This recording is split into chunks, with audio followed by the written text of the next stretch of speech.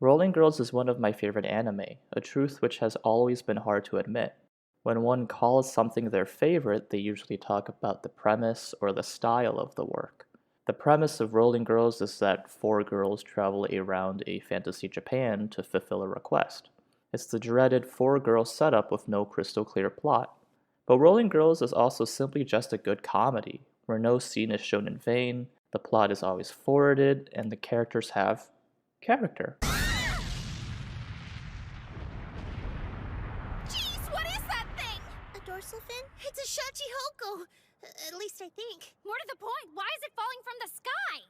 Rolling Girls was produced by Wit Studio, directed by Kotomi Di, and written by Yasuyuki Muto in 2015. Wit Studio was fresh off the success of Attack on Titan and enlisted two people whom no one knows anything about to make the studio's first original work. Why they chose to produce Rolling Girls is a question worth asking.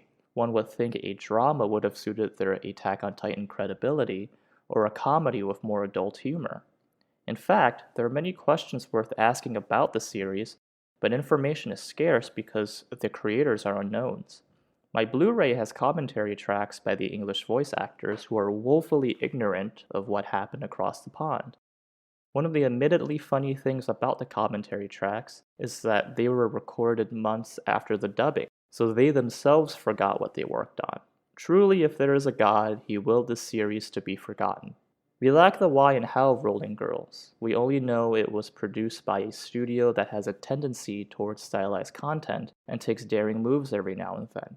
That indeed appears to be the series' MO, to be modest as far as ambition and scope go, but to also be visually engaging and fun. The series takes place in a stylized Japan, one where the provinces gave up on having a unified government and decided to just govern themselves. A Wild West scenario emerges where vigilante warriors protect the peace between provinces. The setting evokes the same feeling as Japan's Sengoku period or China's warring states. The first characters introduced are vigilantes, Shigeo and Masami, who goes by the identity of Matcha Green. What ensues is a sequence that reminds me visually of Kill la Kill, though the point of view is typically on Ryuko Matoi. Here the point of view is equally on Shigeo and Masami.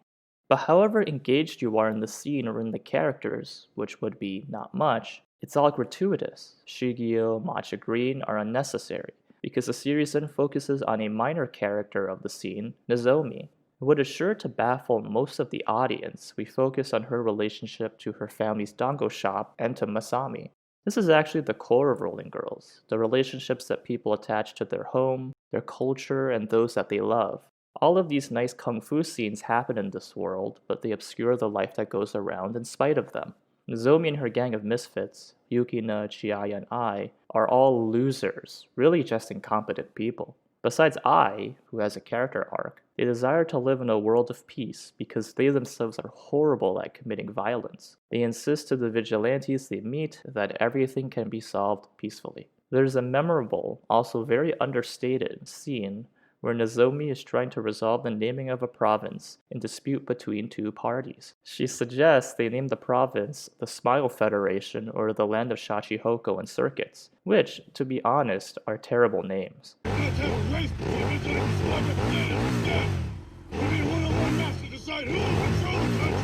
I told you I won't sign off on it. Hey guys, before any talk about racing, what if we all helped come up with a new name for this country?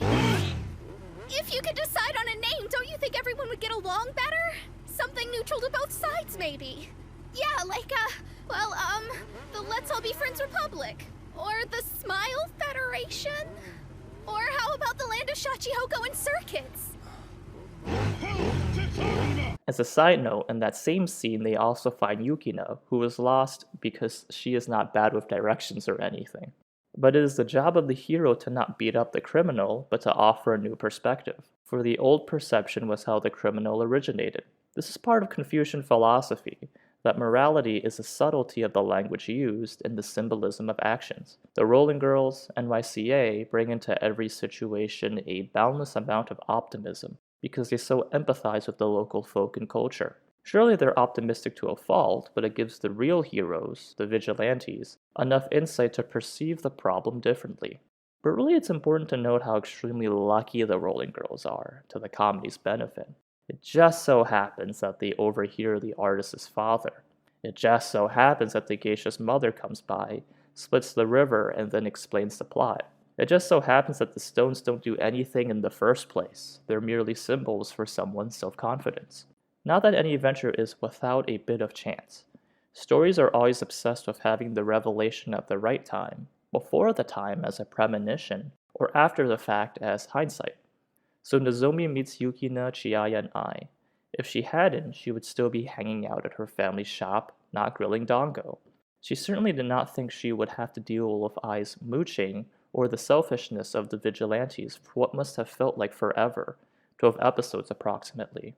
But as it stands, in hindsight being the only sight most of us have, there being no supernatural omens or dramatic timing in real life, all of Nozomi's pains turn out for the best. There was light finally at the end of a dark tunnel. There is no hero's journey proper in Rolling Girls, but there is a kind of journey of the self, leaving home, meeting new people, and figuring out what the heck it is you want to do. That's really the core theme of the series that Kotomi Di and Yasuyuki Muto emphasize in each 2-episode arc. In that sense, Rolling Girls belongs in a small clique of shows like K-On! Or Fooly Cooly, shows that do not take life seriously at all and in that way lay bare what is ultimately serious. The weakest episodes are episodes 1, 3, and 4 in my opinion, mostly because the secondary characters in those episodes are not particularly fleshed out. That's one of the oddities of Rolling Girls. The secondary characters, who in any other show would be the main characters, are also the ones who steal the show. From the Shachihoko artist and the motorbike racer, to the geisha and the bamboo cutter, to Momiyama, who, in Chiaya's only moment of hatred, is called an old man. They are the ones who have inner conflicts, arcs, complicated relationships. You didn't come home, Mommy. I wanted to see you. You know how busy I am. Sometimes I have to work late. Run along and play now, all right? Mommy, I want to go to school. We've already hired all the private tutors you need. You have a delicate constitution, dear. It's best for I you want to make some friends. I don't have any. You do have Momoyama. He doesn't count. He's an old man. Episode 2 is saved by, of course, the roller coaster of death, and Shigio getting hit by Master Green's mecha, which is actually a giant balloon. It takes a bizarre amount of courage and daring to make a show about being unimportant. Nozomi's defining characteristic is said by her mother in episode 1, that she's amazingly average. How the hell do you make a story about someone who isn't notable? The whole point of a story is to notice. Storytellers tell stories so you take note of them. The series took out any character of a strong standout personality. It also took out any kind of dramatic or melodramatic plot. Personally, I'm happy that they did, yet one has to ask what remains afterwards. What remains is a show where no person, place, or idea competes with one another for the spotlight. Instead, they harmonize, people exchange ideas, they learn from one another, they learn from the world around them, or they change the world around them for the better. They are all equally interesting, but take turns capturing the viewer's eye. No one element asserts itself over the other, following the tenets of imperfection and simplicity of wabi-sabi.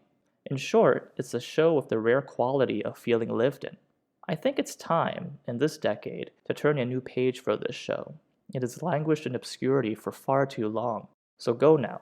Forgive episode 1, and then watch episode 2, which begins with an ecstatic Nozomi riding a roller coaster that will kill her.